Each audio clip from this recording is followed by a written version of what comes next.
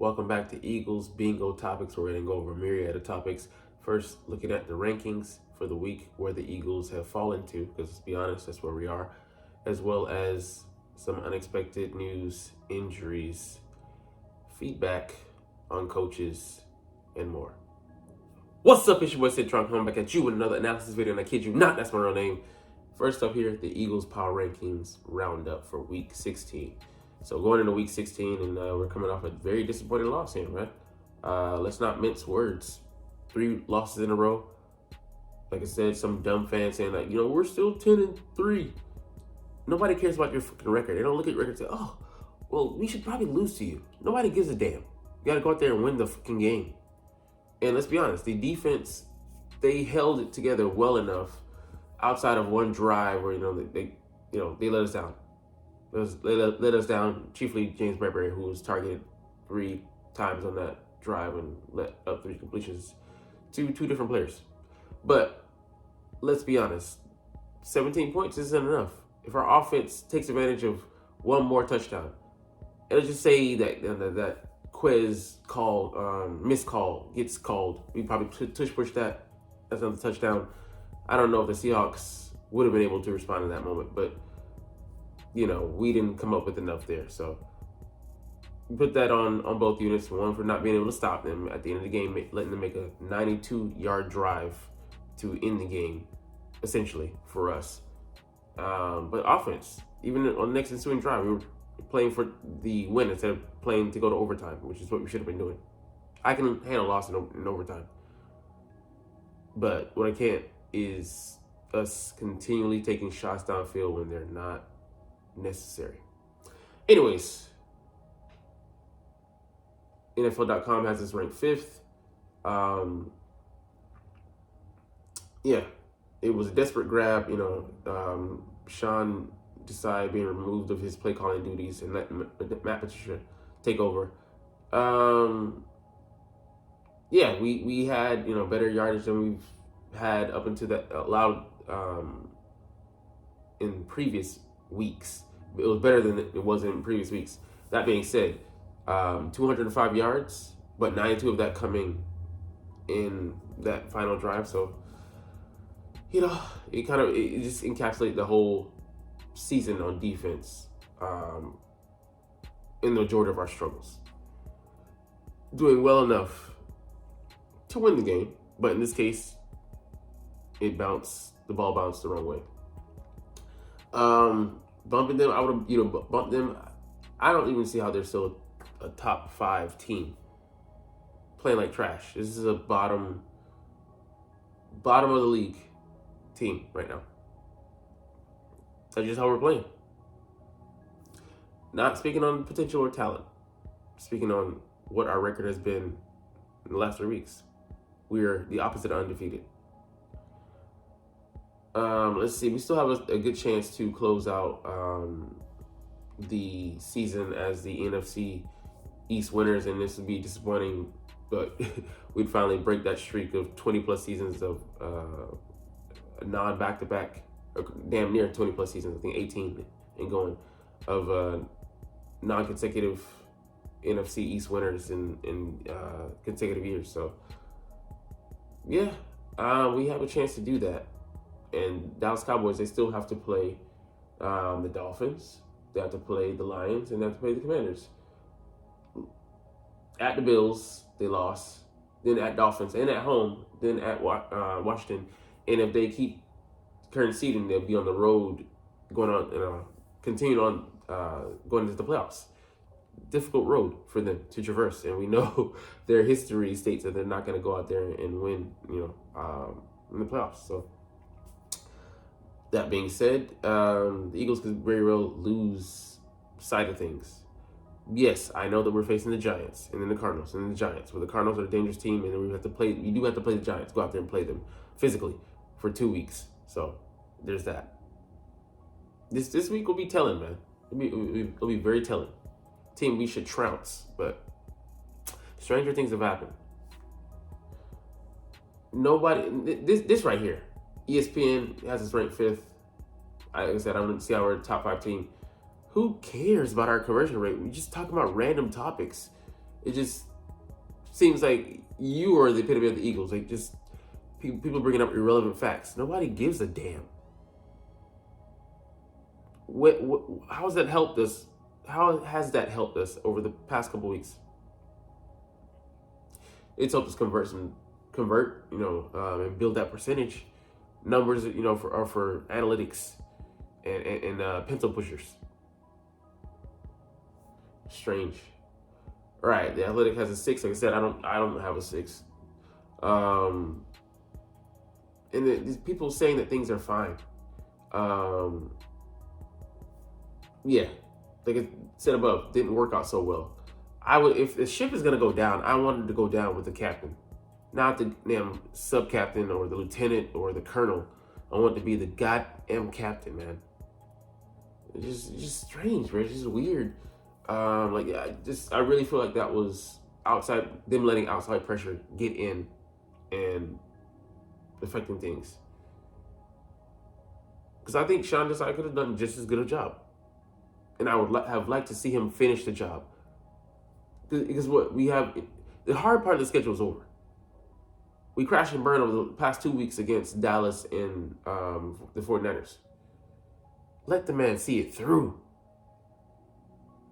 How much worse were we expecting to get against the Seahawks? That's my question.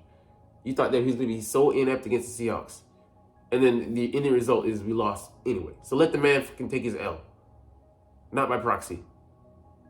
If that was what was going to happen. I'm trying to decide. I'm not staying here. No way in hell.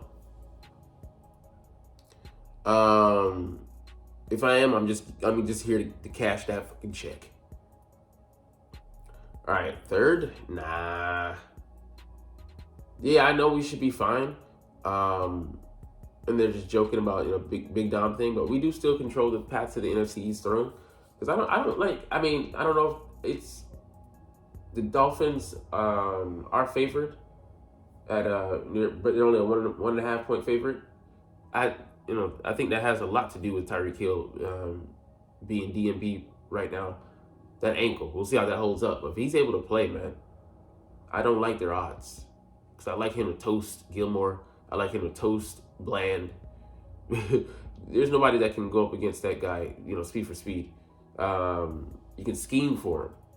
But they're creative, man. They're creative in the way they deploy him, use him, motion him. So it's a tough out each and every week with that guy lining up across from you. I think he moves the needle for them back to 3-point favorites if he's healthy. And that's just a standard for a home team anyways. But, yeah, I don't see why they would say that. Anyways, 6, I don't think we're that either. The defense would be the way that we go down. I think the offense, push come to shove in the playoffs, we're going to throw out all the stops. So I think they would at least put up an adequate number of points. I'm not going to say it's going to be a great explosion, but I believe somewhere in the neighborhood of 23 to 28 points they could put up.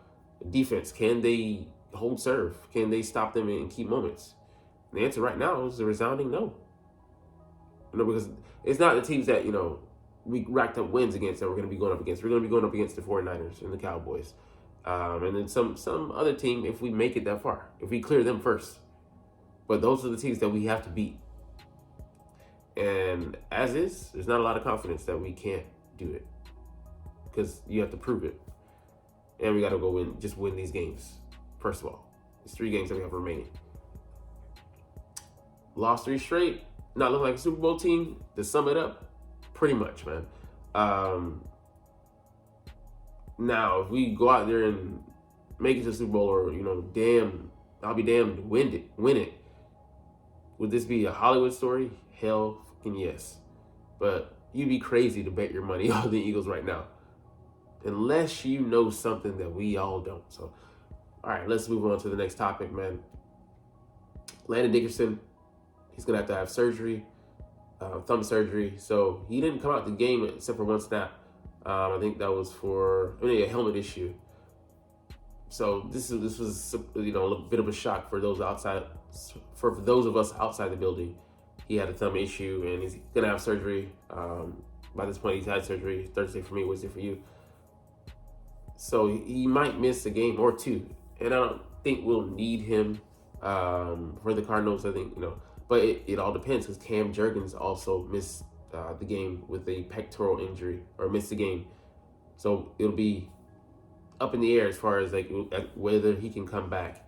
So if we're missing them both, we'll have Suopeta come in on one side and then Tyler Steen come on the other. So I don't know where we would place Tyler. Maybe next to. Either way, he's sandwiched in between some veterans, whether it be Kelsey and Lane at right guard, or whether it be Jordan Mailata and Kelsey on the left side. So fortunately, we can do that. It's not on the exterior where it's harder for to compensate for those guys, but in a level of competition, we should be okay, be able to weather the storm and survive. But this is more of a management thing. We need him for the playoffs. Get the surgery, get healthy, and put him on the shelf. He's not going to go on IR. Like I said, it'll be touch and go.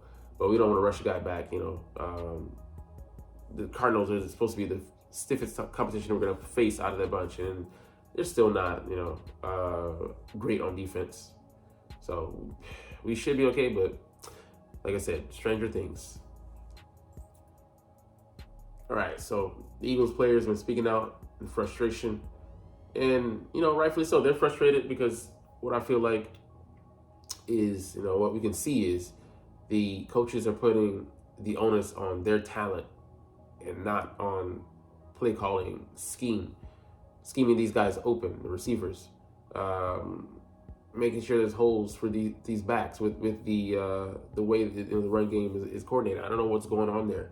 There's some underlying issue, but also scheme.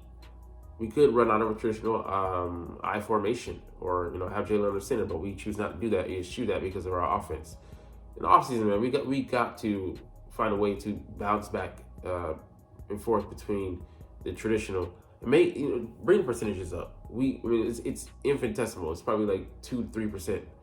We lined up with him under center. We got to make it at least 5 to 10% of our offense. The very fucking least, man. And I get it gives Jalen more space, but it's just such a huge tell, and it's harder to run out of shotgun for running backs. It's having guys in the eye. It just makes it so much easier. And if we have to, worst comes to worst, we can steal from the rest of the goddamn league. Steal from the 49ers. Steal from the Dolphins. Better teams, creatively speaking. Because let's be honest, we're not creative. Yeah. Darius Slay in his statement, that was, a week ago, but just insane. This guy's a captain, and who cares how you played? Because it's all about the guys around you. That's like Reba saying, I locked my guy down, but, we would have had a loss. And I'm sure he was frustrated during those years where he did his job and made it easier for them other guys to do their job, and they still weren't able to do it, But this is eye-opening for me, what these two guys have to say, A.J. Brown and Bradbury, because it provided some key insight into maybe what's going on, man. Bradbury was asked if he would do anything different on that touchdown reception that he allowed to Jackson Smith and Jibba, and he gave an interesting response. He had a 10-second pause, so he carefully thought about it. He's a classy guy. He's not one to be boisterous, to disrespect other people, or to be unaccountable. I feel like this was an insight into what's kind of going on. Nothing really. He ran past me. He just ran past me because I was sitting at the sticks. So why was he sitting at the sticks? Who was he saying to put him at the sticks? Obviously, he's saying the coach that called the play. So I would point to Matt Patricia. So that would it was single high safety as well. Point to him not providing adequate coverage for a guy that is not going to stay stride for stride with a guy like Smith and Jibba, who's a good route runner, albeit a rookie. And had him sitting at the sticks when the route went past that, and he was the only man in the area. So it's strange, Like I said, this is freaking why I wanted to live and die by Sean Desai, because at the very least, let the man go down with his own shit. Let him be culpable, but he's in the booth. sharing responsibilities. And you got a guy who out there, for 1 week has been at the helm in a game that we absolutely need. Go with the devil, But hey, in that instant, makes us look terrible from like I said, top down, because this might have come from Jeff Lurie, and just why at this moment would you choose to step in? And I think it ultimately hurt our team, especially on defense. So, that's just him. I think he's being candid, and it is what it is. But not a good look at all. And then AJ Brown, he knows what type of football player he is, and having to just focus on his job. Everything else is out of our control. We run routes, we get the ball, we catch the ball, we try to make plays. Other than that, we can't control the other stuff. As much as we don't like it, there's nothing that we can do about it. So, I mean, to me, that sounds like he's pointing to play calling and scheme, creativity. He goes out there and his job is to execute the plays, not to question. I'm sure in KC they come up with some sandlot football and design some plays. Andy Reid is on the take with that because he encourages them to do so. I don't think they do that here in Philly, and I think it's really tight ship, reigns on the offense, and that's ultimately, it's Brian Johnson calling the plays, and it's a collaborative effort. Them putting together, the offensive game plan for the week, but it's Nick's ship. He has the veto power.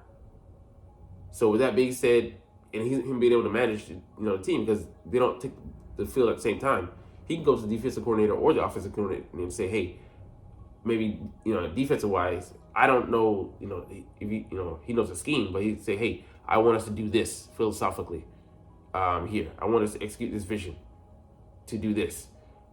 Offensively, he knows what the hell's going on because he knows the plays. It's his scheme.